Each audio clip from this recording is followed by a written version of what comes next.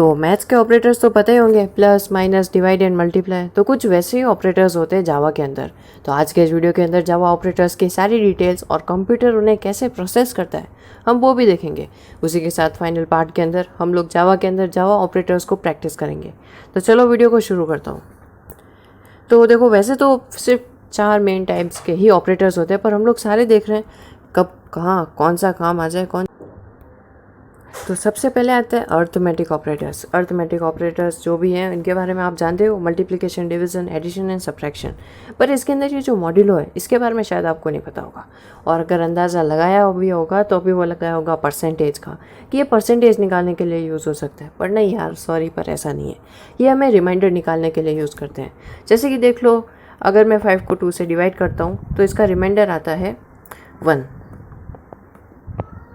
Right. तो अगर मैं एक कोड लिखूँ और उसके अंदर अगर मैं मॉड्यूलो को डालूँ जिसके अंदर ए और बी की वैल्यू 2 एंड 5 हो रेस्पेक्टिवली, तो उसका आंसर आएगा 1। अब इसके बाद जो सेकंड ऑपरेटर्स आते हैं वो आते हैं यूनरी ऑपरेटर्स। यूनरी ऑपरेटर्स सिर्फ एक और ऑपरेंड के साथ यूज़ होते हैं, देखिए। और माइनस यूनरी का मतलब होता है वो नेगेटिव वैल्यूज़ के लिए, और प्लस जिसको हम लोग कहते हैं यूनरी प्लस, वो पॉजिटिव वैल्यू के लिए।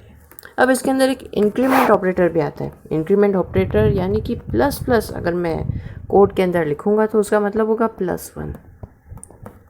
अब इसके भी 2 कैटेगरीज हैं। सबसे पहला आता है पोस्ट इंक्रीमेंट और फिर आता है प्री इंक्रीमेंट। पोस्ट इंक्रीमेंट के अंदर सबसे पहले रिजल्ट को कैलकुलेट करते हैं और फिर इंक्रीमेंट करते हैं। जैसे कि सबसे पहले रिजल्ट क्या आएगा 5, फिर उसके बाद इसके अंदर इंक्रीज़ करेंगे 6, अगर मेरी मेन वैल्यू जो है वो 5 है तो। और प्री इंक्रीमेंट के अंदर सबसे पहले वैल्यू को इंक्रीमेंट करते हैं और फिर रिजल्ट को कंप्यूटेट करते हैं। और डिक्रीमेंट के अंदर आता है माइनस, जिसको अगर मैं बताऊं तो उसका मतलब होता है -1, यानी कि रियल वैल्यू के अंदर -1 कर देना।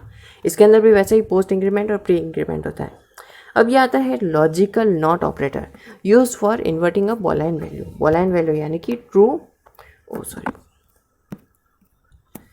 या तो ट्रू होगा या फॉल्स होगा। इसको हम लोग कहते हैं बॉलाइन वैल्यू। इसके बारे में हम लोग आगे ज़रूर देखेंगे। अब आते हैं हम लोग असाइनमेंट ऑपरेटर्स के ऊपर, ठीक है। तो असाइनमेंट में आता है सबसे पहले ये होता है प्लस इक्वल्स टू का मतलब होता है कि सबसे पहले प्लस किया जाएगा और फिर देखा जाएगा कि वो इक्वल्स टू है या नहीं है। अगर है तो फिर ट्रू, नहीं है तो फॉल्स। अगर आप उसके अंदर बॉलाइन वैल्यू डालते हो तो, नहीं तो आपने जो भी सिस्टम आउट प्रिंट किया है वही आपको रिजल्ट मिलेगा। और वैसा ही -2 के साथ भी होता है, मल्टीप्लाई के साथ भी वही होता है, और मॉड्यूलो के साथ भी वही होता है। अब आते हैं रिलेशन ऑपरेटर्स तो आप जानते होंगे, देख के पता चल रहा है। =2 का मतलब है कि वैल्यू एक दूसरे के इक्वल्स टू है। जैसे कि a इज इक्वल्स टू 1, यानी कि a की जो वैल्यू है वो 1 के इक्वल्स टू है। जावा के अंदर हम लोग कभी भी सिंगल इक्वल्स टू नहीं लगाते। अब अगर मैं इसके आगे एक्सक्लेमेटरी मार्क लगा के फिर इसको इक्वल्स टू करता हूँ तो उसका मतलब होता है, कैसे बताऊँ आप, ठीक है कि ये अलग है, तो इसका मतलब होता है कि नॉट इक्वल्स टू। अब अगर मैं लेस देन का मालूम है आपको, लेस देन और इक्वल्स टू, कि या तो लेस देन हो या फिर उसके इक्वल्स टू हो, या तो ग्रेटर हो या फिर उसके इक्वल्स टू हो। अब इसके अंदर एक लॉजिकल ऑपरेटर्स भी आते हैं। लॉजिकल ऑपरेटर के अंदर आता है लॉजिकल एंड, लॉजिकल और and logical not. Logical and returns true when both the conditions are true. Logical and जो है, हाँ, लॉजिकल को हटा देते हैं, मैं सिर्फ एंड बोल देता हूँ। अब यहाँ पे जो एंड है, ये दोनों ही कंडीशंस जब ट्रू होंगी तो ही ये ट्रू देगा। अगर लॉजिकल और को यूज़ करते हैं तो returns true if at least 1 condition is true. ये तभी ट्रू बताएगा जब कम से कम एक कंडीशन ट्रू है। मतलब अगर जैसे इसको इसकी फर्स्ट कंडीशन ट्रू मिल जाती है, ट्रू रिजल्ट आ जाएगा। और logical not returns true when a condition is false and vice versa. अब इसके अंदर आता है ternary ऑपरेटर्स।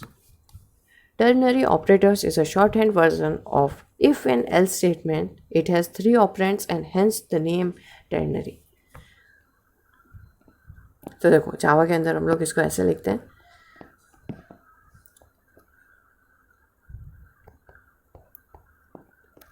मैं इसमें चलो एक चीज़ भी बता ही देता हूँ। तो मैथ्स की एक क्लास होती है, अरे नहीं, हमारी वाली क्लास नहीं, एक तो होती है मैथ्स,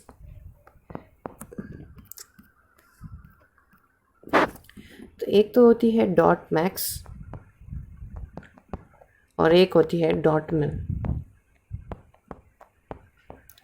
ये हमारी मैक्सिमम वैल्यू को बताती है और ये हमारी मिनिमम वैल्यू को बताती है, अगर आपने ए और बी की वैल्यू या फिर सी की भी वैल्यू बता रखी है तो।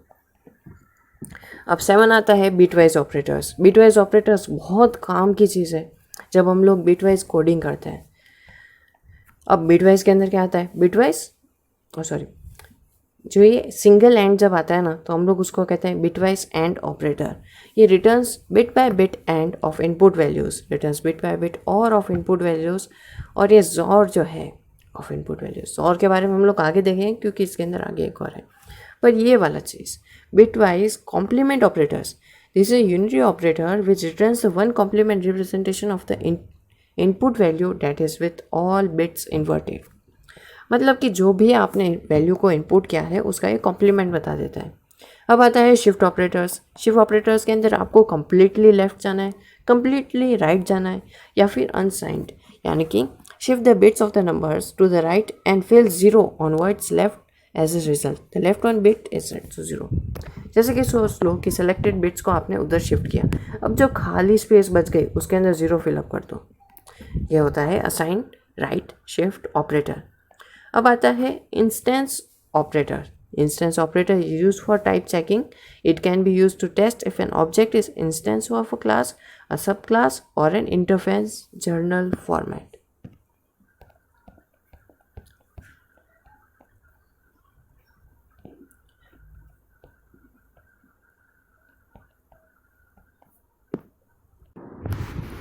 तो बचे हुए जितने भी ऑपरेटर्स हैं, मेरा मतलब है कि जितने भी ऑपरेटर्स हैं उन सब के लिए हमें बड़े बड़े कोड्स लिखने पड़ते हैं। बड़े बड़े मेरा मतलब है कि थोड़े से बड़े लिखने पड़ते हैं, तो शायद वो फ़ोन में पॉसिबल ना हो सके।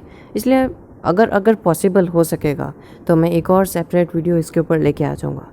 हाल फिलहाल इसके अंदर हम लोग एक ही ऑपरेटर को देख रहे हैं जो कि है मॉड्यूलो, क्योंकि प्लस माइनस और ये सब कुछ तो आपको मालूम ही है। तो देखो इसके अंदर 5 और 2, जिसका आंसर है हमारा 1।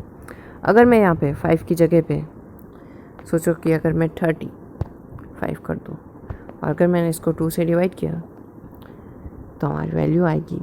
और नेटवर्क स्पीड भी बहुत स्लो हो रही है, तो 1, यहाँ पे भी 1।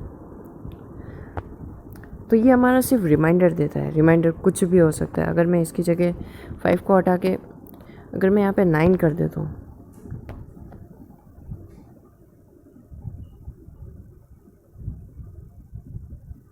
तो अभी 1, कोई दूसरा नंबर लेते हैं।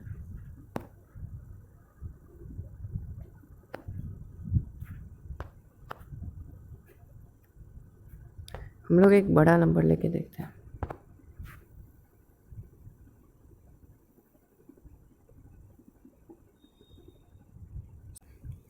तो ज़ीरो कब आया? ज़ीरो तब आया जब हमारा फर्स्ट नंबर सेकेंड नंबर से कम्प्लीटली डिविजिबल होता है। तो देखो आज का वीडियो यहीं पे ख़त्म हो जाता है। और जहाँ बात रही बाकी वाले ऑपरेटर्स की प्रैक्टिसिंग की, तो उसके ऊपर अगर फ़ोन पे पॉसिबल हो सकेगा तो मैं 101% मैं एक नया वीडियो ज़रूर लेके आऊँगा। तो हाल फिलहाल के लिए थैंक यू फॉर वॉचिंग, और अगर न्यू व्यूअर हो तो सब्सक्राइब कर लो।